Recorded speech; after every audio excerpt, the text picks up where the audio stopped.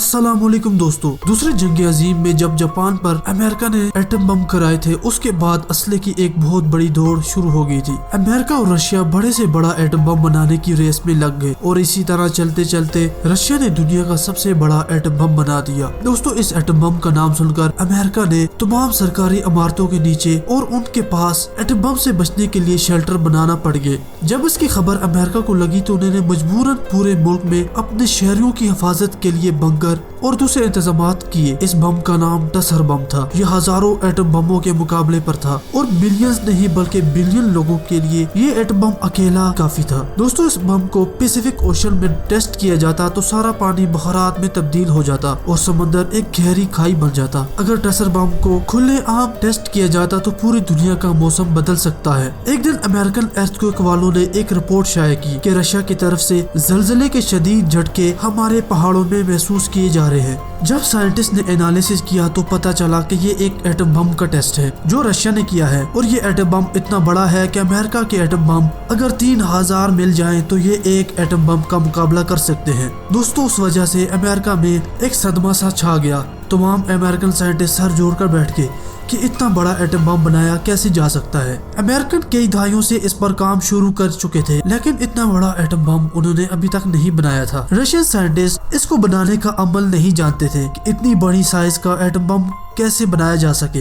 इसका हल Russian intelligence ने निकाला। उन्होंने अपने साइंटिस्ट अमेरिकन की न्यूक्लियर लेबोरेटरीज तक पहुंचा दिए, जो वो तमाम तजर्बात की डिजाइनिंग चोरी करके रशिया को पहुंचा देते और रशिया इस काम में आगे ही आगे बढ़ता गया और इतना बड़ा साइज का एटम बम बनाने में कामयाब हो सका है। जबकि अमेरिका ने 2 साइंटिस्ट को इस वजह से गिरफ्तार भी कर लिया कि ये साइंटिस्ट एटम बम की डिजाइनिंग रशिया को बेचते रहे हैं। दोस्तों, रशियन साइंटिस्ट ने डिजाइन चोरी करके उसे बनाना शुरू कर दिया। अब उन्हें चाहिए थी एक खुफिया जगह जहां उन्होंने एक वीरान जजीरे का इंतखाब किया जिसका नाम मार्शल आइलैंड था। इस पर ही एटम बम बनाया गया, फिर वहीं पर उसका तजर्बा भी किया गया। जब इस आइलैंड पर टसर बम का तजर्बा किया गया तो पूरा आइलैंड समंदर में डूब कर खत्म हो गया। ये एटम बम दुनिया का पहला हाइड्रोजन बम था। इससे पहले इस तरह को कोई एटम बम नहीं बनाया जा सका था। आज तक जितने भी एटम बम बनाए गए हैं वो सब इसके सामने एक बच्चे की हैसियत रखते हैं। इस बम से पहले नॉर्मल एटम बम बनाए जाते थे और साथ में यूरेनियम इस्तेमाल किया जाता था, लेकिन ये बम 2 दर्जाती था। इसमें पहले न्यूक्लियर बम रखा जाता और फिर साथ में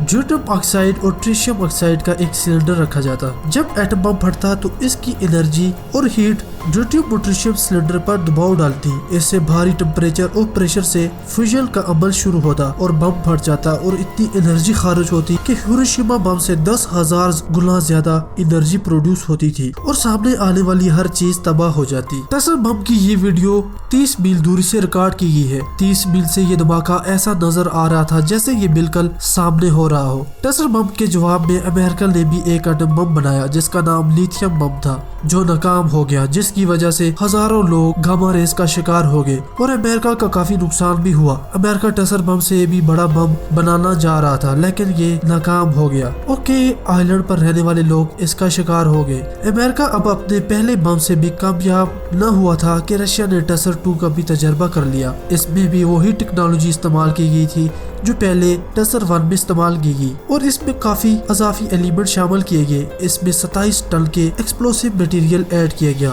इस बम का नाम जार बम रखा गया था। जिस प्लेन ने इसे गिराया था वो 64 किलोमीटर दूरी से इसे रिकॉर्ड कर रहा था। इसकी रोशनी इतनी तेज थी कि एक पायलट अंधा हो गया, जबकि उसने तमाम प्रिकॉशंस पूरी की हुई थी और हिफाजती लिबास भी लगाया हुआ था, लेकिन उसके बावजूद उसकी आंखें खत्म हो गई। टसर 1 और टसर 2 का तोड़ आज तक दुनिया में कोई नहीं निकाल सका और न ही इस जैसा कोई एटम बम बनाया जा सका है। अगर किसी मुल्क ने इस तरह का हाइड्रोजन बम या एटम बम बनाया है तो उसका खुलेआम तजर्बा अभी तक सामने नहीं आया, क्योंकि इसके तजर्बे के लिए बहुत बड़ा हलाका दरकार होता है जो कि रशिया के पास ही है। रशिया आधी दुनिया पर काबिज है और उसके पास ऐसे हजारों आइलैंड और हजारों माइल्स वीरान पड़े हैं जहां पर वो अपने हथियारों का टेस्ट कर सकते हैं। जबकि अगर न्यूक्लियर डिवाइस नाकाम भी हो जाए तो उसके फॉल आउट से वहां पर रशिया में कोई ज्यादा नुकसान नहीं होगा, जबकि अमेरिका और दूसरे पॉपुलेटेड एरिया में इस तरह का बहुत बड़ा नुकसान हो सकता है। दोस्तों, अमेरिका ने जो लिथियम बम बनाया था और उसका नाकाम तजर्बा किया کیا। اس ایٹم بم کی ناکامی کی وجہ سے 3 جزیرے بھاپ میں تبدیل ہو گئے تھے، جبکہ کئی ٹن سمندری پانی بھاپ بن کر بادلوں میں تبدیل ہو گیا، جو کہ ایسڈ رین کی وجہ بنا اور کئی لوگوں کی جانیں بھی اس وجہ سے خطرے میں چلے گی۔ دوستو آج کی ویڈیو آپ کو کیسی لگی؟ آپ اپنی قیمتی آراء دینے کے ساتھ ساتھ ویڈیو کو لائک ضرور کیجیے گا اور اپنے دوستوں کے ساتھ بھی شیئر کیجیے۔ ہمارے چینل کو سبسکرائب کر کے نوٹیفیکیشن کو آن کیجیے۔ ہمیں اجازت دیں، خدا حافظ۔